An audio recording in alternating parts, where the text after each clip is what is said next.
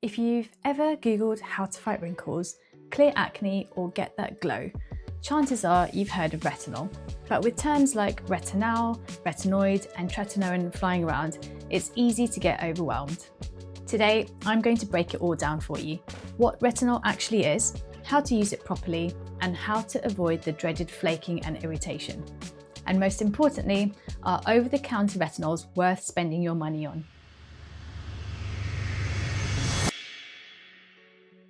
Welcome to my channel. I'm Dr. Sabana, a family practitioner specialising in skin and aesthetics.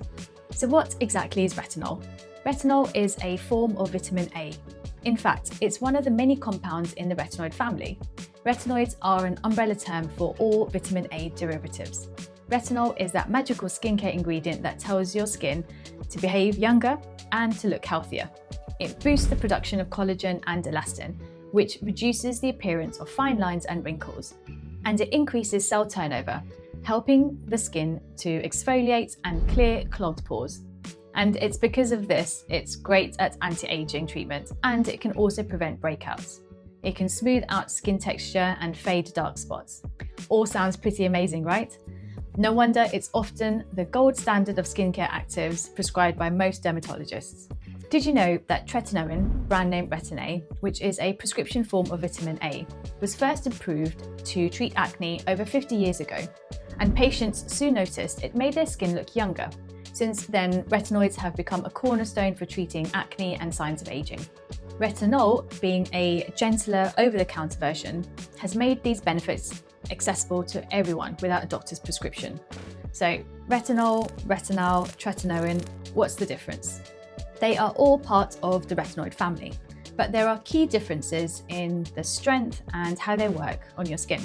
So retinol, this is the classic over-the-counter retinoid in most night creams and serums that you might find. When you apply retinol, your skin has to convert it into two steps. First into retinaldehyde and then into retinoic acid. And it needs to be in this form before it can work its magic. So because of this conversion process, retinol acts more slowly and gently. It's great for beginners or those with sensitive skin, but it still provides excellent benefits over time. You just have to be a bit more patient. Think of retinol as a marathon runner, steady and effective, but not the fastest sprinter. Retinal, retinaldehyde, is like retinol's stronger sibling. It only needs one conversion to become the active retinoic acid, so it works much faster. It's a bit more potent than retinol. In fact, retinol is often touted as the most powerful retinoid you can buy over the counter without a prescription. It offers similar benefits, stimulating collagen, improving skin texture, fighting acne, but you might see the results a bit sooner than the retinol. The nice thing is that many people find retinal almost as gentle as retinol in terms of irritation, even though it's a bit stronger. But what's the downside? It's just a bit rarer and harder to get hold of, and it's a lot more expensive. If you've used retinol for a while and want to level up, then a retinal serum could be a great next step. Now we come to tretinoin, also known as retinoic acid. Tretinoin is the prescription heavy hitter of the retinoid world. This is pure retinoic acid, the active form, and it doesn't require any conversion in the skin. Because it's already in its active form, it binds directly to skin cell receptors, making it the most potent of the trio. It's like the Formula One race car of retinoids. Incredibly powerful, but you have to know how to handle it. If you're curious whether you need prescription strength or not, then don't worry. We'll talk more about choosing between over-the-counter and prescription retinoids in a bit. Right, now that we know our retinoid family members, let's talk about how to introduce retinol into your skincare routine. This part is crucial. I've seen way too many patients give up on retinol because they started off on the wrong foot and just got irritated with it. Your motto here is low and slow in order to have a happy retinol journey. So here are 5 tips that I recommend all my patients when starting retinol. Tip 1, start slow and gradual. When you're first starting out, less is more. Instead of using retinol every night, begin with just twice a week. For example, Monday night and Thursday night. Just see how your skin reacts. If you do have super sensitive skin, you might start with once a week. After a couple of weeks, if you're tolerating it well, meaning no redness or peeling, then bump it up to every other night. Eventually, you can work your way up to nightly use, but this might take 2 to 3 months. And just remember, this is fine. Just be consistent with it, and slow and steady works best. Tip 2, use a pea-sized amount. With retinol, you don't need a lot of product. A dollop about the size of a pea is enough for your whole face. Seriously, a pea size goes a long way. Put that pea size on your fingertip, then dab a little on your forehead, nose, each cheek and your chin. Gently rub it in to spread a thin layer all over the face. I would recommend avoiding the eye area and the corners of the mouth, as these are the most really sensitive areas. Using more than a pea-sized amount won't make it work faster. It will just cause more irritation and you'll just be wasting your money. Tip number 3, apply it at night on clean, dry skin. Retinol should be used at nighttime. Sunlight can degrade retinol and also your skin can become more sensitive.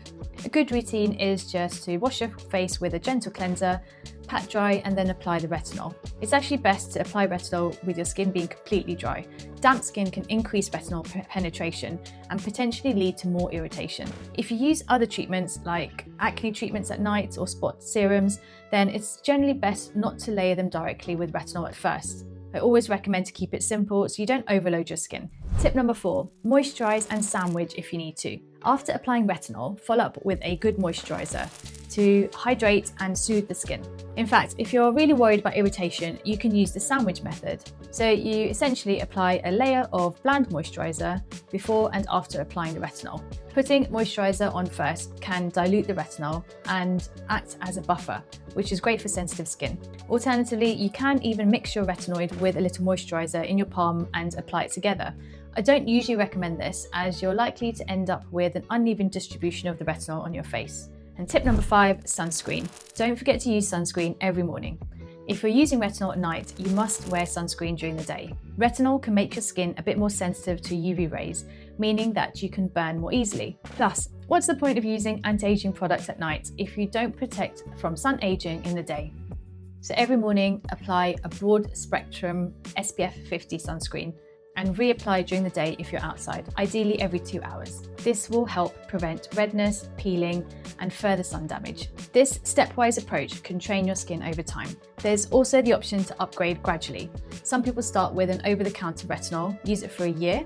Then when you feel ready, you can move on to a stronger version or even onto a prescription Tretinoin.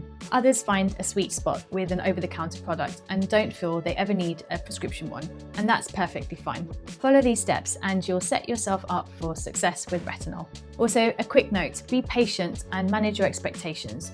You likely won't see dramatic changes overnight. In fact, it typically takes a few weeks for your skin to adjust to the retinol, during which you might experience some side effects, and we'll discuss this soon. For visible improvements like smoother texture or reduced wrinkles, improvement in acne, it does take a good 3 to 6 months.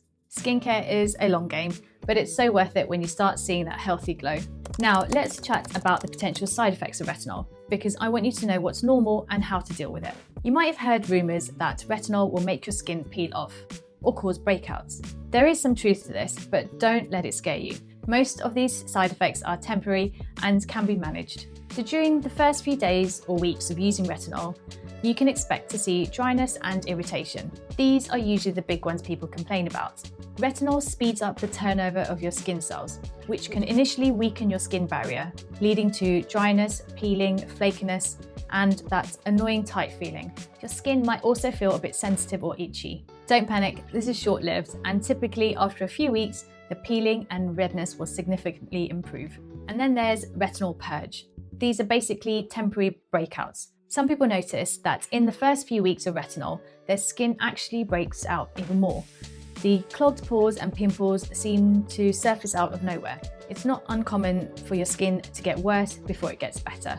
And the reason for this is that retinol accelerates cell turnover and exfoliation, which can bring pre-existing clogged pores to the surface faster. So if you had a few micropimples brewing under the skin, retinol can push them out, and it might seem like you're getting breakouts suddenly. The good news is that this purging is short-lived, and usually within 2 to 6 weeks the breakouts calm down and you can start seeing clearer skin. Some people experience sunburn-like effects, so they can get redness and sometimes a bit of swelling or stinging, especially if they jumped into a strong retinoid too fast. Your skin might feel more sensitive to touch, or even be sensitive to other products, even to your simple moisturizing lotions. Also, because retinol makes your skin more sensitive to the sun, sun exposure can exacerbate the redness. And that's why I keep going on about sun protection. If you wake up with a red face, don't worry, it's usually a sign you might need to slow down your retinol usage and ramp up your moisturiser. And you can even go back to using the sandwich method that I discussed earlier on. And as I've mentioned before, there's increased sun sensitivity. Retinol can make your skin more prone to sunburn, and that's why sunscreen in the daytime is a must. Finally, let's tackle a common question I get in clinic. Which is better, prescription versus over-the-counter retinoid products? And what should I use? The answer really depends on your skin concerns and your skin goals, and also how sensitive your skin is. Over-the-counter products include retinol and retinaldehyde, as we discussed earlier. Over-the-counter retinoids tend to be a bit weaker in strength compared to prescription options, which usually means they cause less irritation, and it's a great starting point. They also often come combined with other beneficial ingredients. For example, an over-the-counter retinol night cream might also contain peptides, vitamin E or niacinamide to boost results and reduce irritation. One downside is that with some over-the-counter cosmetics, it's hard to know the exact concentration of retinol. Some brands clearly label percentages like 0.3% or 0.5%, but others use vague terms. However, if you choose a reputable brand, you can generally trust that their formulation will be effective but yet safe. Just remember that sometimes over-the-counter products will take just a little bit longer to see results compared to the stronger stuff. On the other hand, prescription retinoids have a higher concentration of active ingredient and are formulated for maximum efficacy, which means you're likely to see more significant changes in your skin, most probably faster. However, prescription retinoids often cause more intense dryness and peeling in the first few weeks. And this can even occur if you've been fine with over-the-counter retinol and you're gradually stepping up to the prescription type. And that's why even with the prescription tretinoin, we usually tell patients to apply just a pea-size amount and start twice a week and gradually build up the use. The good thing with prescription products is that you know exactly what you're getting, and you also have some medical oversight. To wrap up, retinol and its retinoid relatives are powerful tools in skincare. They truly have the potential to transform your skin, whether you're battling acne, aiming to smooth out fine lines, or just want that overall glow. Thank you so much for watching.